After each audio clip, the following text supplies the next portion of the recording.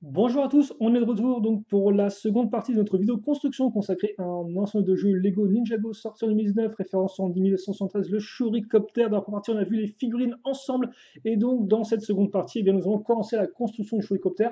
Peut-être pas le terminer, on verra ça ensemble. En attendant, on va commencer avec une 2x6, donc rien de plus simple. On va donc ensuite l'agrémenter avec une 2x4, comme ceci, puis ensuite des petites briques une fois une mais qui ne sont pas totalement traditionnelles, car en effet, elles ont bien, un petit trou circulaire en leur sein. On va ensuite bien, accrocher une 2x4 avec deux trous, enfin avec trois trous techniques, même j'ai envie de dire, puis ajouter des barres circulaires. Ensuite, on va prendre cette pièce-là, donc une pièce rectangulaire avec plein de trous techniques circulaires qu'on va fixer ici, donc plein d'accroches potentielles éventuellement. Mettre une petite pièce pentue inversée à ce niveau-là, et ensuite on va mettre des petits détails. Il faut juste ouvrir les pièces, car en effet il s'agit de pièces toutes simples, c'est des 1x2 pentues. Donc la première va aller là, et la seconde va se mettre ici. Honnêtement, j'ai assez hâte de construire ce véhicule, parce que c'est vrai que c'est quand même un de ceux qui me tentait le plus parmi les véhicules qu'on a pu voir donc, pour cette seconde vague. D'ailleurs, c'est une voie, c'est vrai qu'effectivement, cette seconde vague 2019, hein, vraiment une vague qui est très centrée sur les véhicules ninja là encore. Les adversaires des ninjas, sur les serpents de feu ou les samouraïs de glace, n'ont pas vraiment de véhicule. Alors effectivement, les samouraïs de glace ont un dragon et une forteresse. Les serpents de feu ont un gros serpent, mais en termes de véhicules, il n'y en a pas vraiment. Donc c'est vraiment les ninjas qui sont servis pour cette vague-là. C'est bien, mais ça me rend aussi un peu triste. Et donc parmi ces véhicules ninja, le Shurikopter, honnêtement, un des véhicules qui me tentait le plus. Forcément, un véhicule qui me fait penser à l'hélicoptère des serpents sorti en 2012, parce que la forme est plus ou moins similaire. On a aussi un hélicoptère avec une seule hélice, ce qui est assez rare parce que c'est vrai que dans Ninjago, les hélicoptères, c'est pas, enfin, c'est peut-être pas les véhicules les plus communs, même s'il y en a quand même eu un certain nombre au fil des années. Mais à chaque fois, des fois, il y avait une petite variation ou un truc qui faisait que c'était pas vraiment des vrais hélicoptères, quoi. Donc on a eu un vrai hélicoptère dès 2011, souvenez-vous, avec les squelettes. On a eu donc eu un avec les serpents. Mais après ça, par exemple, on a des cas d'hélicoptères un peu plus particuliers. Par exemple, le Ninja Copter en 2014 de Zane, là encore, un autre véhicule volant copter pour Zane, mais qui était complètement différent. Et on avait aussi donc, alors j'ai plus le nom, mais on avait aussi un hélicoptère pour Shen en 2015. Et aussi de quelques hélicoptères avec les pirates du ciel. Et encore, je suis pas trop sûr avec les pirates du ciel. Ils avaient plus des sortes de planeurs, des petits avions que vraiment des hélicoptères. Mais à chaque fois, ouais, c'était pas vraiment un hélicoptère pur et dur. Quoique, est-ce que c'était pas aussi un hélicoptère qu'il y avait dans l'Ultra Stealth Raider? C'est un avion, un hélicoptère? Je me souviens plus du tout, tiens. En tout cas, on va prendre cette barre-là et mettre une pièce de mécanisme de roue dentée à l'intérieur. Et donc, ouais, là, effectivement, les mécanismes, ils vont commencer tout de suite. Vu qu'on va faire, eh bien, une sorte de mécanisme en croix. Alors, c'est pas du tout le terme exact, hein. J'y connais rien du tout. Mais ce que j'entends par là, c'est qu'on va prendre un axe de 8 avec un petit stop ici. Donc un stop, c'est un petit élément en plastique pour arrêter les pièces de glisser, quoi. C'est-à-dire qu'elles vont s'arrêter d'elles-mêmes quand on va la faire coulisser au bout. Voilà, hein, j'ai beau appuyer, elle reste bien fixe. On casse ça ici, et donc on va mettre ça là. Donc quand je dis en fait en croix, c'est parce que on a deux axes entre guillemets à ce niveau-là. Voilà. Et là, normalement, si je fais tourner, c'est bon, j'ai pas de souci. Alors par contre, ouais, peut-être, voilà, toujours faire en sorte que ça puisse bien pivoter. Ok, maintenant que c'est fait, on va pouvoir enchaîner avec des 1x4 et tenons, puis on va venir y ajouter cette 2x4 ici. Je crois que pour le reste, on va, voilà, donc on va continuer à gagner un peu de la hauteur avec ces plaques-là. On consolide l'ensemble aussi en faisant le petit pont là, comme ceci. Et on va aussi avoir une troisième pièce 1x2 avec une partie pentue. On va y fixer deux barres circulaires.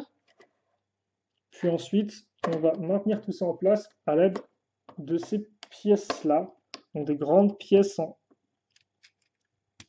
L. Donc, voilà, on prend ces poutres techniques et ainsi, donc, on a d'une part une accroche avec du Lego système et de l'autre une accroche technique. Donc, ce qui fait que tout normalement est bien maintenu en place. Voilà. Ensuite, oh bah tiens, on va prendre une pièce qu'on a presque, je crois, jamais vue dans Ninjago auparavant. C'est cette pièce-là. Alors, j'ai plus le terme, mais c'est une pièce technique qui, comme vous pouvez voir, a des petites rotations et donc qui est très pratique pour faire tourner justement des axes dans différentes directions. Enfin, je pense que quand on va l'utiliser dans le set, on va comprendre un peu mieux son utilisation. Donc pour l'instant, je ne vais pas trop m'avancer parce que j'ai juste de parler pour rien dire. Et honnêtement, je fais déjà ça assez comme ça. On va plutôt enchaîner donc avec une autre sous-construction, une 4x4, sur laquelle on va ajouter deux petites pièces 1x6. Alors, une et deux de façon parallèle. On va ensuite venir y accrocher d'autres petites pièces une par deux, mettre cette pièce-là, donc de couleur, on dirait du rouge, hein, c'est ça? J'ai l'impression des fois de voir mal, mais je pense que c'est du rouge. En tout cas, c'est vrai qu'on a déjà un début de construction qui est assez technique, qui parle directement sur du mécanisme, beaucoup de tenons qu'on a mis en place pour la suite, beaucoup aussi d'accroches techniques. Donc ouais, au moins là, ça commence direct. C'est pas, il n'y a pas vraiment d'échauffement, ça y va à fond les ballons, même j'ai envie de dire. Expression forcément toujours utilisée de nos jours par les jeunes, les plus jeunes d'entre nous. On va ensuite fixer une 2x6 comme ça, et puis après, ben, on va faire un peu de technique, un tout petit peu, vu qu'on va prendre ces pièces d'angle numéroté 3, donc des pièces d'interconnexion. Qu'est-ce que ça veut dire? Ben, c'est-à-dire que ça va interconnecter deux pièces différentes. Donc par exemple, ces deux pièces avec un axe croix, un axe circulaire, voilà, on peut les connecter donc ainsi, et surtout les mettre, leur donner, excusez-moi, un angle bien spécifique. Je vais arriver à parler. Voilà. Donc, on fait ça, on fixe ça comme ça, voilà. Puis, on retourne. On retourne, on met une pièce comme ça, puis on met ça ici, ouais, il n'y a pas de problème, je crois. Ah, là, par contre, effectivement, on va faire des constructions un peu plus minutieuses, entre guillemets. En tout cas, il y aura peut-être plus de petites pièces. Et surtout, vous avez pu le voir, hein, les 1x2, là, avec le trou circulaire, elles sont alignées par rapport au trou circulaire de nos pièces avec un angle. Donc ça, ce sera utile pour la suite. Tout comme, d'ailleurs, toutes ces pièces avec tenon sur les côtés. Voilà. Puis, on va fixer... Alors, attendez, parce que là, c'est un peu l'arnaque du siècle. Voilà, on va fixer cette 2x4 ici. Donc, alors qu'il y a une forme effectivement pentue. Est-ce que ça aura un intérêt pour la suite? Est-ce que ce serait là où il y aurait le cockpit du personnage? Je tiens peut-être un truc. Je tiens peut-être un truc, vu que juste après, on va caser une 2x4. Oh, oh, oh, et surtout, on va fixer, après la 2x4 liste, cette pièce-là. Donc une pièce qui est faite de base pour accrocher les jambes des figurines Lego Friends, ou Elves à l'époque, ou même DC Super Hero Girls, ou Disney Princess, tout ce que vous voulez, quoi. Mais qui est aussi utile pour accrocher des jambes de figurines, en fait, pour les asseoir sans avoir besoin de tenons, parce que forcément, les figurines Friends, elles n'ont pas d'anti-tenon, donc en clair d'accroche pour tenon au niveau de leurs fesses. Donc forcément, il fallait bien trouver une solution pour les accrocher quelque part, d'où l'accroche au niveau des pieds et non pas au niveau des fesses. Et donc les figurines peuvent aussi s'asseoir comme ça. Et donc ce sera le cas ici. Et ça, on va le mettre dans ce sens. Ok. Donc voilà ce qu'on a pour l'instant. On a un petit bloc qui va bien. Et le petit bloc, on va fixer une 2x2 ici, une 1x2 comme ça. Puis ensuite, mettre ça.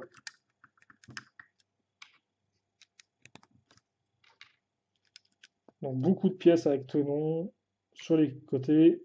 Ok, et donc là, enfin, effectivement, on va prendre nos axes circulaires de 3 et enfoncer tout du long dans la pièce avec l'angle, histoire de bien renforcer cette accroche. Une fois que c'est fait, on passe à l'étape 35, qui va consister à mettre d'autres pièces 1x2 avec deux trous circulaires. Voilà. Puis, des une fois une avec tenon en façade, comme ça, et une fois 4 ici. Ok, donc maintenant que ça c'est fait, on va pouvoir raccrocher des choses, à savoir une pièce pentue, une fois une. Et c'est vrai que là, dès le début de la construction, quand même, on avance plutôt bien, je trouve. On va enchaîner avec ces pièces-là. Donc des côtés en biais qui vont bien et qui vont donner une forme à l'ensemble, une forme un peu plus intéressante qu'un gros carré. Ce qui est toujours ça de prix, hein. Parce qu'effectivement, les gros carrés, c'est pas top, quoi. Voilà. Puis, on va fixer quoi? Ok, on va continuer à décorer en fait sur les côtés. Donc, c'est-à-dire qu'on va prendre, alors non, on va prendre ça, on va le mettre juste sur un tenon, faites bien attention. Ensuite, on va mettre la petite une fois deux là. Et accrocher ça ici. Ok.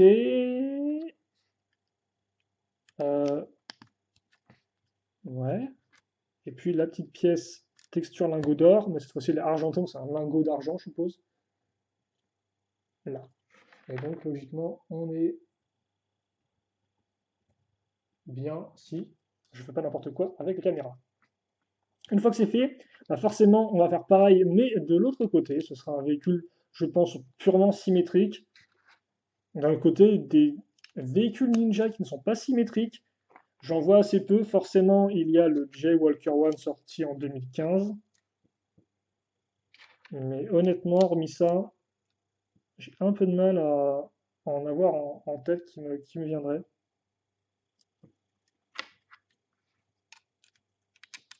On va mettre ça ici et le dernier lingot va venir se poser comme ça. Voilà.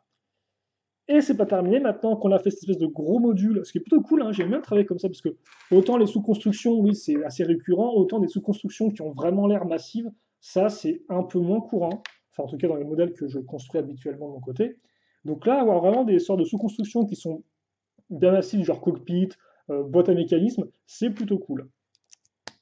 On va donc prendre une 2x4 et fixer dessus une brique traditionnelle 2x3 et une brique un peu moins traditionnelle avec des petits trous dans lesquels on mettra ces barres circulaires-là. On va fixer d'autres pièces avec d'autres types d'accroches, accroches à clip, c'est des 1x2 cette fois-ci. Et surtout, on va ensuite fixer eh bien, cette pièce-là. Alors je crois que c'est bon. Est-ce que j'ai pas fait une daube? Non, pas de daube à l'horizon, tout va bien. Les daubes ont été évitées. Quel soulagement. Ah, les daubes ont failli être évitées, mais il y en a une juste quand j'ai dit ça, forcément. Forcément. Forcément. Voilà. Donc non, effectivement, ça dépasse d'un tenon vers l'arrière et on met une petite 1x2 à l'avant. Ok, ça c'est fait. On fixe une 2x4 ici. On met une 1x2 là. Et on va y accrocher des 1x3. Ok. Aïe. On prend ensuite cette 2x2 et on va venir y accrocher deux pièces, une fois deux, avec un trou circulaire, avec deux trous circulaires même, complètement incroyable. Ok, on revient dessus et oh, oh, ça fait plaisir ça, de revoir cette pièce-là. Je sais pas que Lego la faisait encore en. Quoi que si, est-ce qu'ils l'ont sorti ou. Si, ils l'ont sorti, je suis débile. Ils l'ont sorti dans la vague précédente avec l'avion de Jay. Mais ça, effectivement, c'est une pièce qui est apparue pour les toupies en 2012, ça, qu'on a pu retrouver sur différents véhicules. Et donc, c'est cool de la retrouver toujours 7 ans après. Ensuite, on va avoir cette pièce lisse sur laquelle il y a un sticker. Je vous rappelle que les stickers, on les posera, mais en fin de vidéo hors caméra. Donc, pour l'instant, on va directement enchaîner. Et enchaîner avec quoi? Eh bien, avec ça, justement. Donc, on a des accroches circulaires, ça tombe bien. On va l'éclipser comme ça si j'arrive. Voilà. Et d'ailleurs, on va aussi aligner celle du bas par la même occasion. Ce qui fait qu'on aura deux accroches pour que ce soit vraiment bien solide. Mais tout d'abord, une accroche qui sera une accroche avant tout Lego System. Oh, ça c'est plutôt cool. La bande noire qui continue tout du long du véhicule. Donc accroche système pour déjà maintenir en place cette partie-là. Pourquoi j'ai autant de mal à raccrocher les parties ensemble? Je ne sais pas. Donc voilà, on se met ici et on accroche la pièce de carlingue. Donc ça permettra de donner une forme un peu plus intéressante de profil, parce que c'est vrai que quand on regarde de dessous, ça rend pas la folie, mais de profil, voilà, on a bien des belles diagonales, des belles parties en biais qui fonctionnent. Et j'aimerais bien pouvoir arrêter de me coller la main contre ce fil. Ok, et maintenant qu'on a fait ça, et donc ouais, comme vous pouvez le voir, ça c'est l'accroche, mais l'accroche elle va être en fait comme ça. C'est-à-dire que tout le véhicule va être de côté, et ça on va encore mieux s'en rendre compte quand on va justement bien accrocher ces deux modules ensemble. Attention, voilà. Et donc là on a vraiment l'avant qui fait un peu plus dynamique, un peu plus dans l'action, un peu plus, comment dirais-je, j'ai pas le terme. J'ai pas le terme et tout, mais ça, voilà, c'est beaucoup plus. C'est dommage, là, quand j'ai le nez, j'aimerais bien me souvenir du mot, mais je l'ai pas en tête. Agaçant. Bon, voilà, c'est pas agaçant que je voulais dire, mais c'est embêtant. Donc, ce qu'on va faire maintenant, c'est qu'on va prendre ça. Ok? Attends, excusez-moi.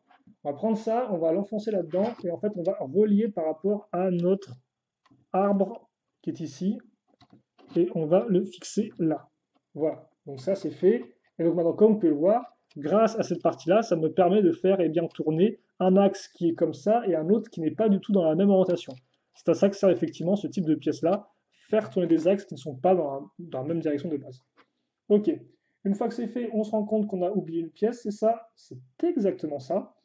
Ah non, voilà, la pièce que j'ai oubliée, elle était là, elle fait partie donc du siège arrière. Et ensuite, on va avoir le droit à deux pièces, donc comme ceci, et on va les fixer là et là. Et donc ça, après, on le met ici. Non, on fait rien du tout avec ça en fait. Et forcément qu'on fait rien vu qu'on va mettre des choses à l'avant par la suite. Mais justement, ça c'est la suite et donc on y reviendra plus tard car pour l'instant c'est la fin de cette seconde partie de vidéo construction sur le Choricopter. Il vous reste à la fin ces trois petites pièces. Rien de plus à dire là-dessus. Hein. Franchement, c'est pas la... Voilà quoi. Et voilà pour donc ce qu'on a construit. Et honnêtement, bah, ça va, on a quand même déjà une bonne forme qui est très agréable à l'œil. Donc bah, moi, j'attends de voir la suite et j'espère que vous aussi. Et si vous attendez la suite, eh bien, on se retrouve tout de suite justement pour la suite. Ça fait beaucoup de répétitions tout ça. Veuillez m'en excuser. Allez, à toutes.